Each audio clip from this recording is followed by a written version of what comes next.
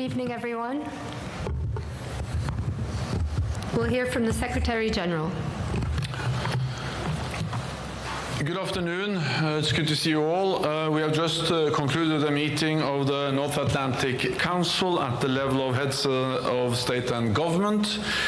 We took important decisions to make NATO stronger and allies safer, and to ensure that we share the burden of maintaining our security. First, on deterrence and defense. We have deployed combat-ready forces on NATO's eastern flank, put in place the most comprehensive defense plan since the Cold War, and we now have over 500,000 forces at high readiness in the alliance. Today, we decided to adapt NATO's command structure, improve our integrated air and missile defense systems, and to go further to match our defense plans with the necessary capabilities. All of this has been made possible by historic increases in defense investment across the alliance. When we made the pledge to invest 2% of GDP in defense back in 2014 at the NATO summit, only 3 allies met the mark. Today, 23 allies are investing at least 2% of GDP in defense, a record high number. This also brings the total defense spending of European allies and Canada above the 2% target. So we have delivered. At the same time, we recognize that more is needed, including to ensure we can produce key capabilities. So today, allies agreed a pledge that will strengthen transatlantic defense industrial cooperation to boost production. Allies also agreed to strengthen our air and missile defenses, including with a new Aegis Ashore ballistic missile defense base in Poland. Second, on Ukraine, we will meet President Zelensky tomorrow in the NATO-Ukraine Council, but today we took major decisions to further strengthen our support and to share the burden. We agreed to launch NATO security assistance and training for Ukraine.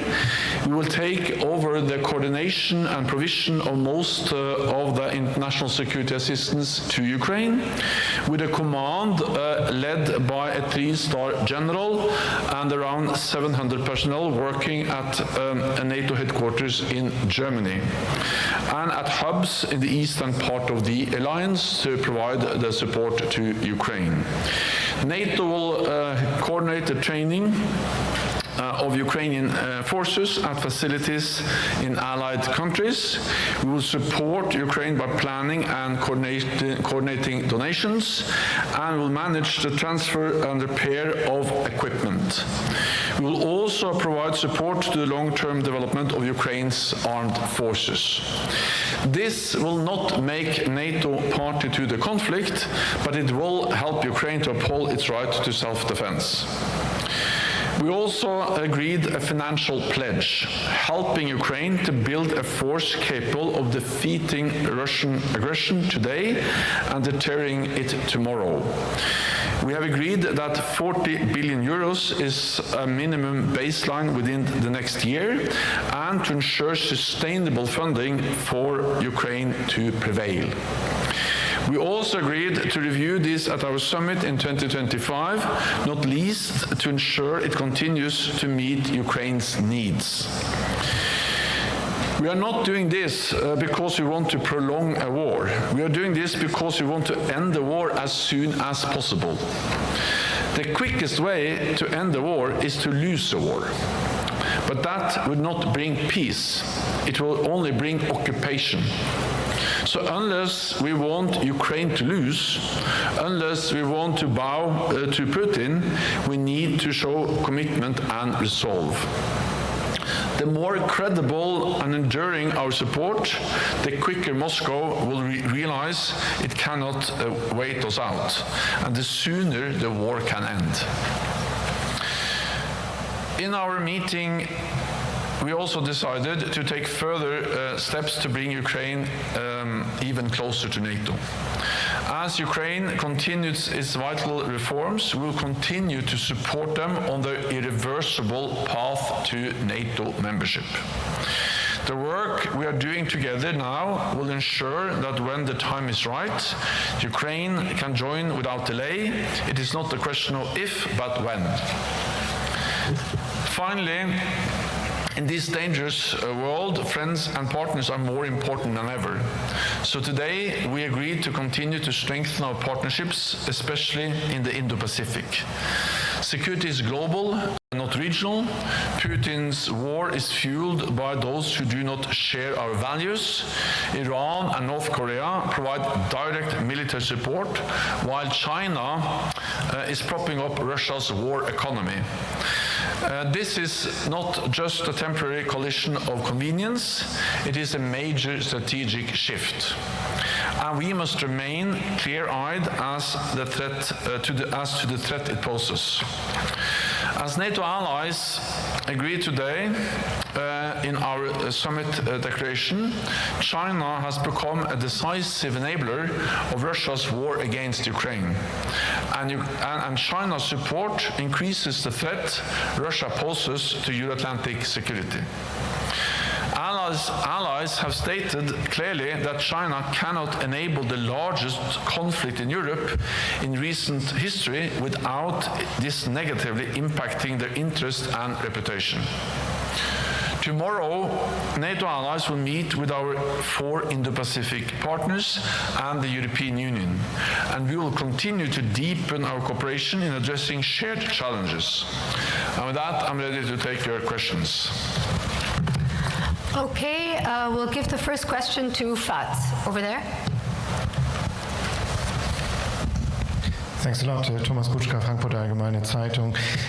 Secretary General, you have just referred to this sentence in the declaration, which reads, the People's Republic of China cannot enable the largest war in Europe in recent history without this negatively impacting its interest and reputation. So my question to you, which specific measures do you deem appropriate to bring this message across to Beijing?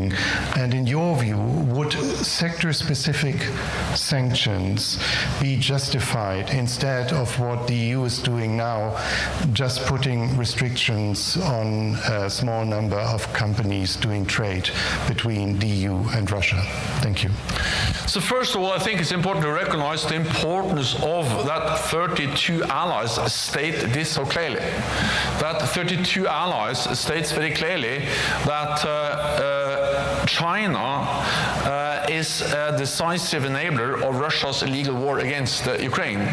We represent 50% of the world economy together, and it's first time that all NATO allies states this so clearly in an agreed document. Second, of course, it puts the focus on China as an important enabler of Russia's war. China provides dual-use equipment, microelectronics, a lot of other tools which are enabling Russia to build the missiles, to build the bombs, to build the aircraft, to build the weapons they are using to attack Ukraine. And the fact that this is now clearly stated, agreed by all NATO allies is an important message to China. And then, of course, we also then state that it cannot continue like this without this impacting the interests and the reputation of China. Of course, at the end of the day, this will be for individual allies to make decisions, but I think the message sent from NATO from this summit is very strong and very clear, and we are clearly defining China's responsibility when it comes to enabling Russia's war aggression against Ukraine. Okay, thank you. I'll go to NBC.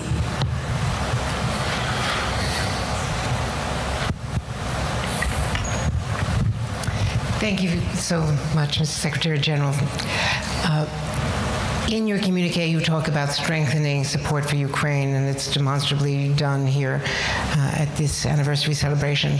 But President Zelensky has argued in his speech last night again that they need the ability to conduct deep strikes across the border into Russia, 150 to 500 kilometers. They say that there's no other way other than attacking those jet bases, that they know where the bases are, that they can take them out, and that the evidence, certainly the evidence, most people would agree, of Vladimir Putin not needing any more indication of escalating is his own attack on Kyiv, the attack on the Children's Hospital this week, which Zelensky said was a signal to NATO members as on the eve of NATO arriving here.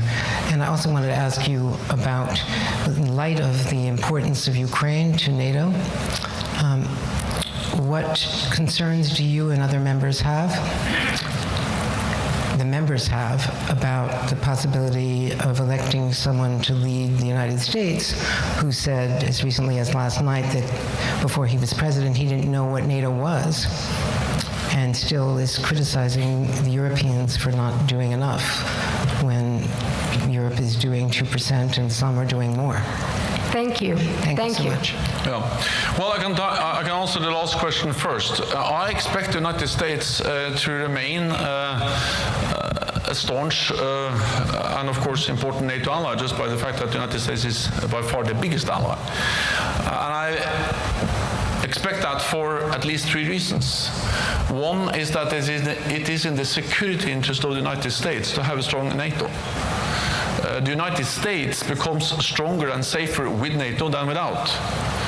The United States has in NATO something no other major power has, and that is more than 30 friends and allies. Russia doesn't have that. China doesn't have that. The United States has that. And the United States is, of course, big. 25% of the world's economy.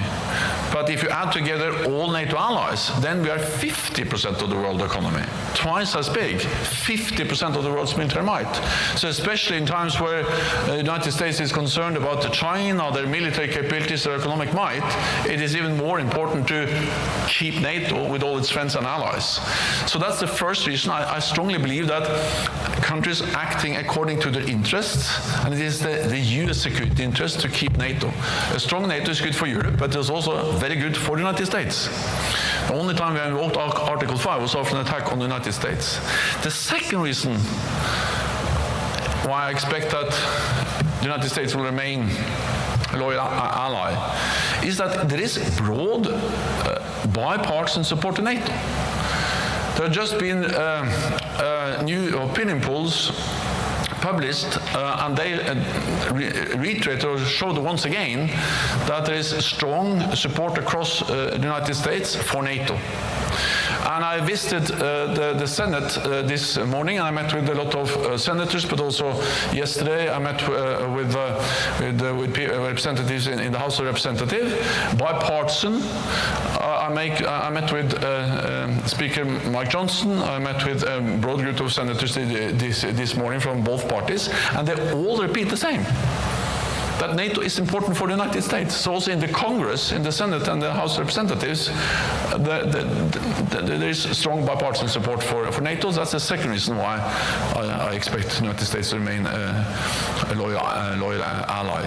But the third reason is that the main criticism from former President Trump, but also from other US presidents, has not primarily been against NATO. It has been against NATO allies not investing enough in NATO. And that has changed. The clear message has had an impact. Because now allies are really stepping up. Just a few years ago, less than 10 allies spent 2% of GDP on defense. When we made the pledge in 2014, it was only 3 allies. Now it's 23 allies. And those allies who are not yet at 2% have plans in place to be there. So this is a totally different world. The message from the United States has been understood, and allies have acted. So for these reasons, it is in the US security interest to have a strong NATO. There is strong bipartisan support for NATO in the United States, and European allies and Canada have actually addressed the main criticism from the United States. The lack of burden sharing has been addressed, and allies will continue to address it. So that's the first, the last question. There is one more, and that is about strikes against legitimate military targets on the territory of Russia. We need to remember what this is. This is a war of aggression. Russia has attacked a neighbor, violated their territorial integrity, invaded Ukraine with troops, missile tanks, airstrikes. Ukraine, that's a violation of international law. According to international law, Ukraine has the right for self-defense. We are helping them to uphold the right of self-defense by delivering weapons, ammunition, missiles, some also with long range, including cruise missiles, ATACMS. The right of self-defense includes the right to strike legitimate military targets on the territory of the aggressor, Russia. And allies have imposed different kinds of restrictions. Some have no restrictions at all, but the reality is that allies have provided Ukraine with the weapons and also enabled Ukraine to also strike targets on the territory of Russia. The restrictions varies, but there are allies who are open up for that. And I think the United States should speak on behalf of the United States, but I think it's well known that there have been some reduced restrictions. They have lifted some of the restrictions because we have now the new offensive in Kharkiv, where the front line and the borderline between Russia and Ukraine is almost the same. Of course, until now, most of the fighting took place on Ukrainian territory. So then to hit beyond the front line was to actually hit Ukrainian territory. But now, when you have the new front in Kharkiv, the only way to hit actually artillery or airfields which are conducting almost daily attacks against Ukrainian territory is to actually hit them at the territory of Russia, and allies have made that possible. Thank you. I'll go to Voice of America. Carla, over there. Thank you, Mr. Secretary General. Carla Babb, Voice of America. First, to follow up on my colleague, you had said that the communique's wording on China is an important message for China to hear, but is it a strong enough message to deter China from continuing to support Russia? And then on the INSATU that you've been announcing, can you tell us who will be the three-star general in charge of the NATO security assistance and training for Ukraine, and when will that mission in Wiesbaden, Germany begin? Thank you. The declaration we have agreed today is the strongest message NATO allies have ever sent on China's contributions to Russia's illegal war against Ukraine. So that in itself is a strong message. And we describe it, and we also make it clear that this will impact China's interests. So this is a strong and very clear message from NATO allies. General Cavoli, who is the US commander in Europe, but also the NATO Supreme Commander, Sakir, he is dual-hatted. He has been responsible for the US-led also command that has enabled the provision of training to Ukraine up till now. So this is very much that NATO will take over those responsibilities and step up and do more. Compared to what we did before as NATO. So this will be something that will happen almost seamlessly. I know that General Cavoli has planned this for a long time. He was actually the general, the commander that actually gave us the plan to set up this command. I'm not able to tell you exactly now when, but this will happen soon, and we are very well prepared to take over responsibility for the activities in Wiesbaden Hovedstaden and also at the hubs. I'm also careful naming a special, so there will be a 3-star general, and also that is in process. Okay, thank you. I'll go to Jordan News Agency.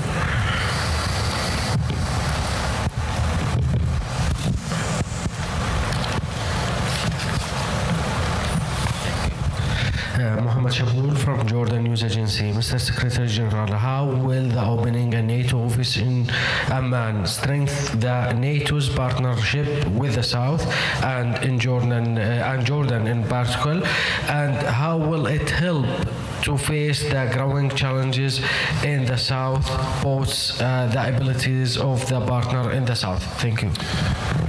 First of all, I welcome very much that all allies now have agreed that we will have a NATO liaison office in Amman, and this marks a significant milestone in the strategic partnership between Jordan and NATO. This is an issue that I also discussed last time King Abdullah visited NATO. We had a good meeting there, and of course Jordan is a long-standing, highly valued NATO partner, and by establishing the NATO liaison office, we are bringing this partnership to a new level. It also demonstrates that NATO actually addresses the threats and the challenges, but also the opportunities that emanates from the Middle East, from North Africa. Of course, we see terrorist threats, we see instability, but we also see opportunities working more closely with our partners, including Jordan, but we also have partners like Tunisia, we have Mauritania, we have something called the Mediterranean Dialogue, we have the Gulf countries, and of course we also have Iraq, where NATO has a training and the capacity building mission, and we are now stepping up what we also do with other partners in North Africa and the Middle East. To address many challenges, we see more Russian and Chinese presence, we also see constant threat of terrorism, and I just received, or I appointed a group of experts some months ago to put forward proposals on how NATO can address these challenges in a more systematic way, and we have received the report, and allies have agreed to many of the recommendations, and we now have the liaison office in Amman. Okay, Andrea, Bloomberg. Secretary General, I want to come back to China. So apart from the unprecedentedly strong wording we can expect from the alliance, what repercussions is NATO considering should China decide to take things one step further and to send direct military aid to Russia? So I didn't understand the last part of the question. Send the military aid. So if China were to send direct military aid. Well, that will make the whole thing much more serious, but the challenge now is that the difference between sending military weapons and doing what China already does is not that big, because they provide the tools, the equipment, the technology, the microprocessors, the microelectronics that Russia needs to put together these weapons systems. So of course there is a difference, and it will be very serious if they start to deliver lethal weapons, but it is also of course a great concern that they enable China enables Russia to construct and build the weapons they're using against Ukraine. And and the important thing is that this is the first time 32 allies representing 50% of the world economy states this so clearly. Then NATO is not an organization that in a way imposes economic sanctions. That's for allies and EU and other institutions to do, but we represent now 32 nations which are stating this so clearly, and also the fact that it will impact China's interests if this continues. Okay, we'll go to Reuters, Andrew. Andrew Gray from Reuters. Secretary General, you have said, and the Allies have said in their statement today in the declaration, that the path for Ukraine to NATO is irreversible. Can you explain how and why it's irreversible? Surely if a country goes back on reforms, reneges on commitments, by definition it is going backwards, it is reversing its path. That's not to say that's what Ukraine is doing now, but surely you can't rule it out in the future. So in what sense is it irreversible? In the way that this is a strong message from NATO allies that we really want Ukraine to join and that we are working with Ukraine to make that happen. Words are important, and words creates expectation, creates an agenda, defines an ambition. But of course, as important as words, the language in the declaration is actually what we then have agreed to do. So in many ways, action speaks at least as loudly as words. So I think you need to understand the declaration with a reference to irreversible path to membership together with what we do. The fact that NATO is now taking over the coordination of most of the international aid and training is important also to help Ukraine move towards NATO membership. The fact that we have a long-term commitment moves them closer to NATO membership. Everything we do on interoperability, ensuring that Ukrainian armed forces meet the NATO standards, the NATO doctrines, also help them to move closer to membership. We are agreed to establish a new joint analysis and training center in Poland that will help us to move closer. And of course, the fact that allies are, for instance, delivering F-16s and many other types of weapons, that doesn't only mean that we're delivering F-16s, but that comes with a lot of training where we will then share our doctrines, our thinking, and that will also help them to build a future air force, which will then be absolutely interoperable with NATO. So the full package we have with Ukraine, with the NATO command, the long-term pledge, the delivery of new more weapons, including more F-16s, the bilateral security agreements, and the package on interoperability. All of that constitutes, as we call it, a bridge to membership. These are concrete actions that will bring Ukraine closer to membership and demonstrate that this will be a reversible path. Okay, we'll take one final question. We'll give it to the BBC. Over there. Thank you, Secretary General. You said in your initial remarks that you are not concerned about U.S. commitment to NATO in the future, even if there was a change in administration. But NATO, of course, is made up of, as you mentioned, 32 countries. I'm wondering how much those domestic U.S. considerations came up in discussions today, given it's quite inescapable looking at just the U.S. media landscape, the fact that one candidate is very enthused about NATO and one is publicly much less enthused. What kind of concern are you getting from member states about this issue, even if you yourself say you're confident?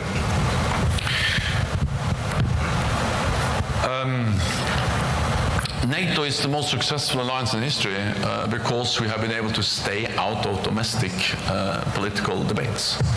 And it is important for me to continue to do what I can to ensure that continues to be the case. Second, we have had many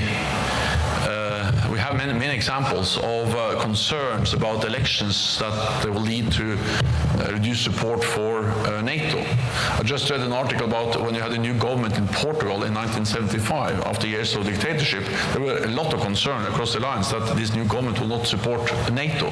It turned out to be a very strong supporter of NATO, the new government. We had some left parties entering into government in Europe in the 70s and 80s. Again, a lot of concern, but they turned into to be very supportive of NATO. When I formed my second government in 2005, that was a coalition government with the Left Socialist Party of Norway. Concerns about that my government was not reliable when it comes to NATO. It was a very reliable government on NATO issues, and we bought a lot of F-35s. So I'm not saying that we can always just disregard concerns.